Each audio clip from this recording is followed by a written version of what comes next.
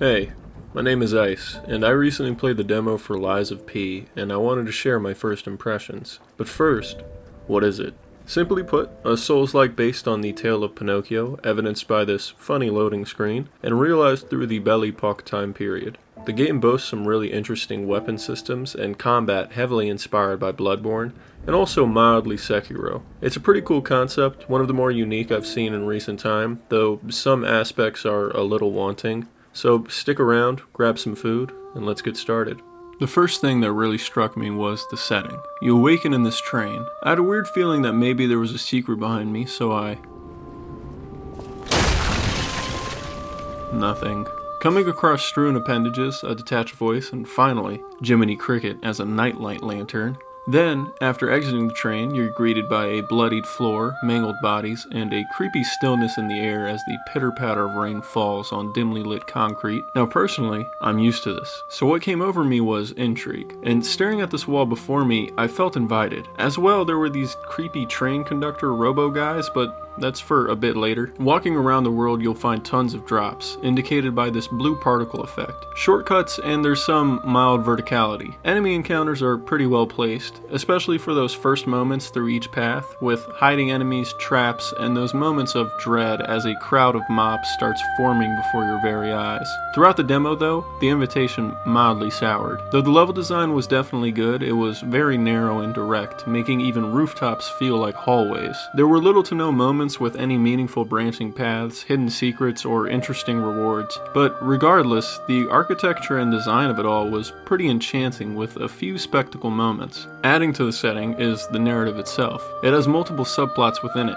the most prominent being the puppet frenzy. You'll walk through messes of carriages, luggage, and find occasional notes highlighting information of the world, and also people's last thoughts, wishes, or just weird stuff. This one hit home as a sufferer of eczema, which brings in the underlying issue which has also helped push humanity to a further degree of dishevelment, a plague of stone skin, that might have caused the disfigurement of this body. Then, there's the underlying struggle of the playable character, P. See, puppets were designed to be servants, never faltering on their predetermined tasks, and not capable of telling a lie. The game winks at P's budding humanity, or sentience, by having these absolutely nerve-wracking moments where you must lie. Seriously, the tension in these bits is almost weightier than the boss fights, and personally this is one of the major selling points for me, though a minor aspect. I was really upset his nose doesn't get bigger though with each lie, but on a serious note, I imagine in the final product, being posed question after question will construct a pseudo-narrative in your mind where you have to analyze these bits of lore posed to you. So when the time comes, you can react to these problems appropriately.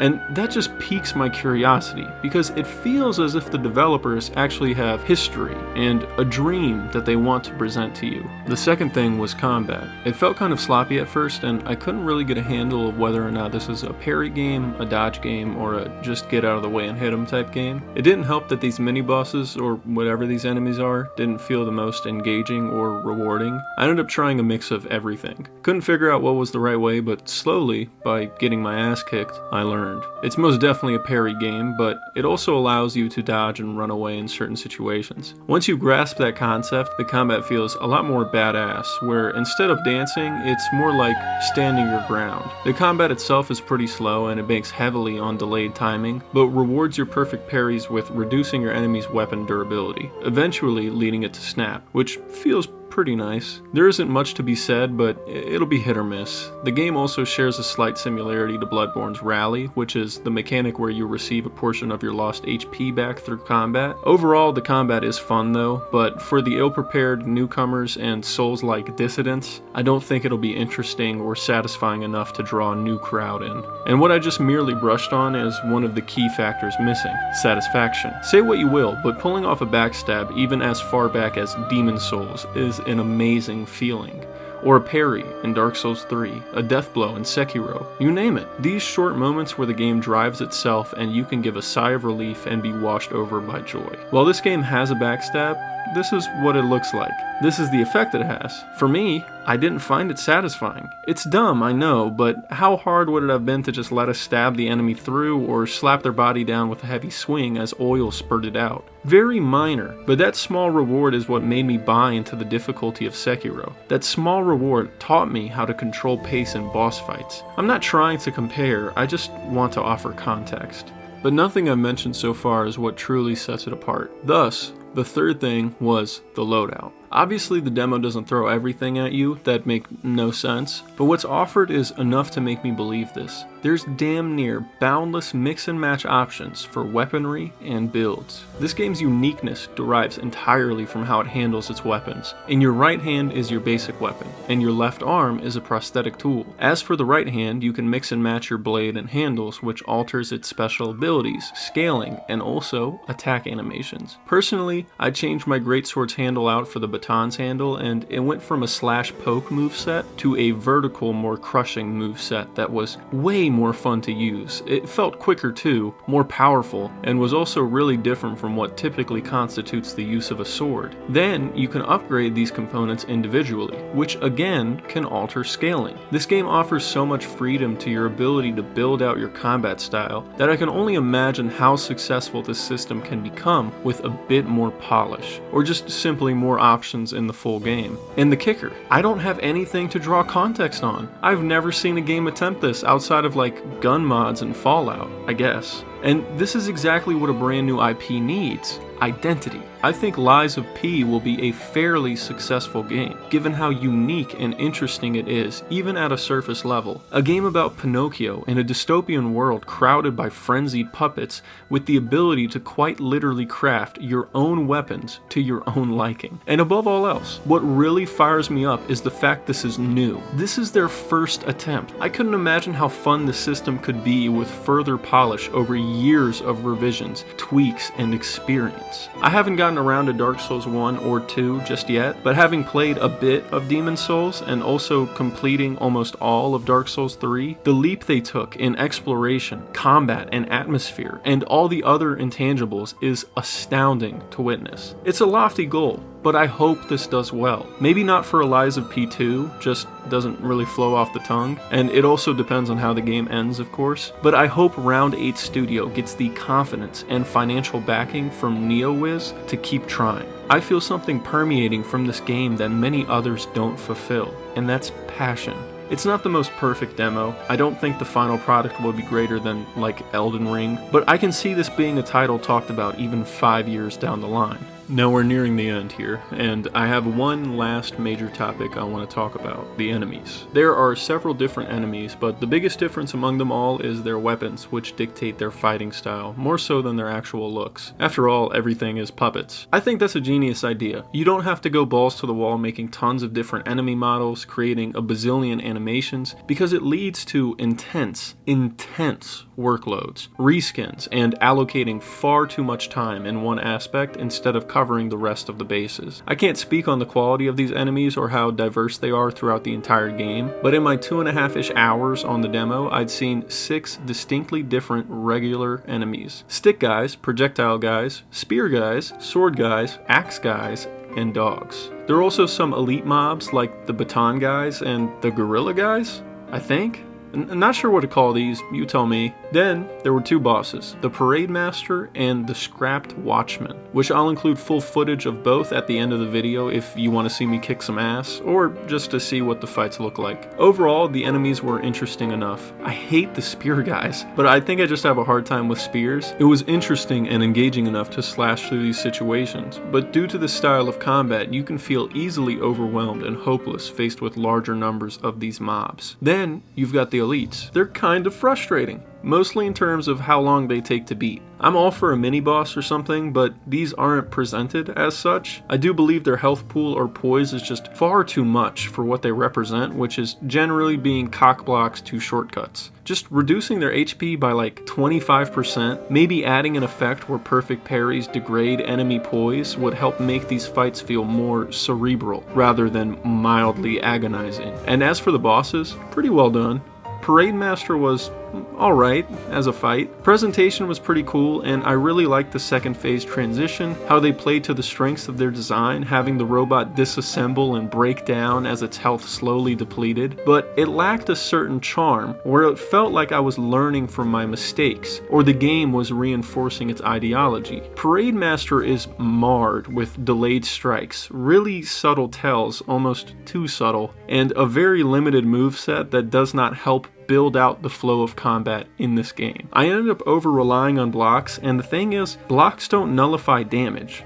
You'll still take some, so the fight becomes more of an endurance check, you know? Like, the question it poses is, can you hit this guy enough before he hits you more? The arena wasn't that great, but I always love a cutscene entrance from bosses, so I was definitely thrilled to see that. One nifty thing they do, though, is when you die, your ergo, which is the general purpose currency of the game for leveling up and buying stuff, drops right outside of the arena. As a Souls player, my inner self was screaming because I guess I've become a masochist, but I think that's something newcomers who do let this title grow on them will greatly appreciate. Then the next boss, the scrapped Watchman, I think was great. I had a lot of fun with this one. I think the timing and aggression struck that perfect synergy between the flow of combat and available measures. This is the best representation of boss fighting in the game, and I'm so glad it made it into the demo. I don't think it's an S tier boss, but I definitely would give it an A. The quickness of its strikes followed by a very foreseeable, countable delay allowed me to practice parrying. Then, with the arrival of streams of lightning in the second phase, helped reinforce the usage of dodging. This fight demands you use all your available tools in a very enjoyable format and punishes you for going against the grain. This also implements the summoning feature, in which you use a little fountain thing and an item called a star fragment that summons an NPC to aid you. This is getting longer than I anticipated, but I have just a few more minor praises and then one complaint. The animations in this game are awesome. From subtle twitches in the enemies, subtle twitches of the player's body, the snappiness of the healing item, the tasteful use of particle effects, and the ambient environmental objects, namely light fixtures. If you stand still long enough, P will twitch. It's just a cool little thing to me that plays into that whole mechanical aspect. It kind of brings you back down to reality. Then you have those moments where P feels alive, like when he's covered in blood, and creates a kind of dissonance that makes you think you're not just a robot. It's really well done, and I can only imagine how much more the final product can flesh it out. Then you've got the heals being really quick, aiding you in jumping in and out of combat. I think it's too bad that the enemies are pretty tame, but again, this is an entry point to an unknown series. Better to be safe, earn your fans first, before putting them through the rigors of hell. Then, the light fixtures. I don't know why I attach to these so much, but I just love how some lights are normal, some flicker, some are just off. It aids in making it feel like you're seeing something lovingly crafted and unique rather than spammed prefabs. In the same sense of how you'll see samey environments within Elden Ring, the designers at least took the effort to have those subtle differences, decay, crumbled, and perfectly intact structures side by side that make the world feel unique, even if it's virtually the same thing. Now as for my one gripe, it's the HUD. I think design-wise, the minimalist appeal of these bars are great. They're easy to read, they don't crowd the screen too much, but there are so many gauges to keep an eye on. Another interesting, unique quality of this game is its importance of weapon durability. Starting out, you'll be equipped with a grinder. This is a key item necessary for maintaining a weapon's defensive and offensive integrity. It's rather easy grinding and costless, but during a boss fight or any other encounter, it can cause panic and disarray. So this is something you'll need to consider on top of the usual stamina. You've then got Fable, which is your special move thingy, like Ashes of War, but not tied to FP. Fable is built up through combat and allows you to release the energy in the form of an offensive or defensive stance that's dictated by the type of weapon you use. Then, you've also got the mechanical arm thingy, which has a limited number of uses until an internal timer ticks off and lets the bar replenish. Not sure how exactly that part works, but thankfully this one doesn't require any player maintenance. So we're looking at 5 bars: health, stamina, Fable, durability, and the mechanical arm. You've then got your tool belt, which is accessed through your D-pad. There's an upper and lower belt, which you have to toggle between to access. So add in 2 more things. In all, you're cognizant now of 7 features simply on the HUD. Then add in the threat of an enemy, 2 enemies, maybe 3 enemies, or now you're facing a boss. The boss is turning red, so you have to parry it. It can be a lot. Personally, I figured out the gap quickly, but it can be overwhelming. I can't really suggest simplifying it because the grinder animation is so cool, but there is no real workaround without adjusting how a certain aspect works entirely. Don't let me dissuade you or mute any of my points. It's really not a huge deal, but something I can see causing issues. Overall, it was a terrific demo. I was able to extract this much information after all. The gaming world needs more developers like this, willing to give anyone a sample of the title. It's available on Steam for pre-order, but please, don't pre-order games. Make them prove it first. I'd even say this game has proven much to me, but still, don't. Pre-order culture has slowly been ruining development cycles and the overall quality of gaming. This one could be an absolute gem, and I love how close to the chest they've played it. I rarely saw marketing for this game over its 3 years of development, and in turn, they put out a demo 3 months in advance, complete with 2.5 hours of content, 2 boss fights and all. Try it out for yourself, of course, it's free, but I won't be rating it. Maybe if I can figure out how to ask for a review copy, I'll send them an email and see what's up. I mean, I'm a small channel, so my hopes aren't up, but maybe they'll throw me a bone. I can only hope they let me do the video my way and not pigeonhole me, but gotta see how the offer itself works. But I do have a lot of confidence in this title. Again, don't pre-order it, maybe wishlist it, watch out for other channels to review the game, and then decide from there. And without further ado, here are the boss fights.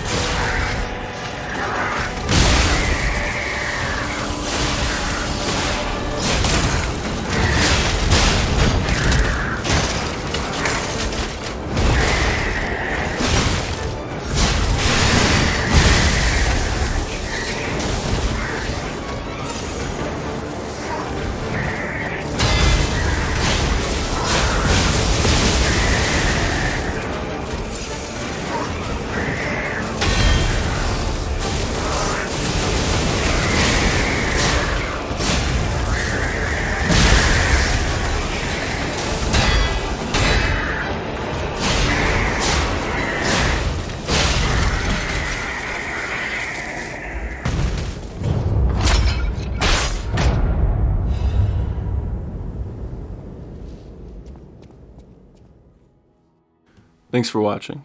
Post-edit Ice here. I had to redo this since things didn't go as planned. I'd hoped to bring this out on Wednesday and then get part 5 out for Friday, but the plan fell through. The video wasn't ready until today, obviously, and part 5 is still being scripted. It's just tough writing 2 really big scripts side by side. I also didn't expect this video to be as long as it was. I was thinking it'd be more like 8 minutes, and that was not the case. But part 5 will be ready. I think I want to focus on the Might Journeys for the next 2 weeks, so I can get part 5 and part 6 out. And it's going to be a 7-episode series, so episode 7 will be over, or it will be the finale. And within those 2 weeks, I'll be playing Mass Effect. So hopefully at the end of that, I have enough information to make a video for Mass Effect. Whether or not I like it, I don't know yet. Obviously, I haven't played enough.